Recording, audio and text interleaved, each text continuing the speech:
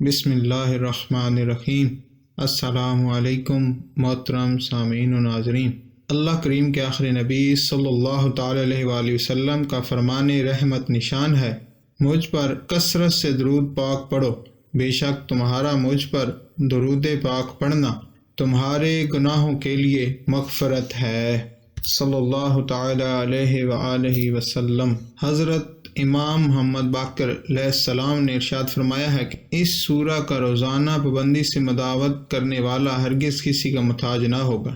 اس سورت کے خواص فوائد میں مصباح الدین میں اس طرح بھی روایت لکھی ہے کہ جو شخص رزق کی تنگی میں مبتلا ہو اور چاہتا ہو کہ اس کے رزق میں جلدی کشائش ہو تو اسے چاہیے کہ وہ بنیت دفع اسرت بعد نماز عشاء 11 بار سورہ مزمل پڑھ لیا کرے تو اس کی برکت سے بہت جلد اسے ترقی معیشت حاصل ہوگی۔ دوسری روایت میں ہے، حضرت امام جعفر صادق علیہ السلام سے اس طرح منقول ہے کہ جو شخص روزانہ اس سورہ کے پڑھنے کی مداوت کرے گا، یعنی اسے روزانہ پڑھے گا، تو اسے کشادگی رزق کی برکت حاصل ہونے کے علاوہ اس کے لیے ایسا بھی ہوگا کہ وہ کسی نہ کسی دن خواب میں حضرت رسول مقبول صلی اللہ تعالی علیہ وآلہ وسلم کو بھی ضرور دیکھے گا، اور اس وقت جو چاہے ان سے سوال کرے اپنے مقصد کو حاصل کر سکتا ہے، اور یہ ایک بہت بڑی فضیلت ہے جو اسے حاصل ہوگی۔ تفسیر البنان اور کتاب فوائد قرآن میں لکھا ہے کہ حضرت رسول خدا صلی اللہ تعالی علیہ وآلہ وسلم نے فرمایا کہ جو شخص سورہ مزمل کی تلاوت روزانہ پابندی کے ساتھ کرے گا تو اس سے خداوند عالم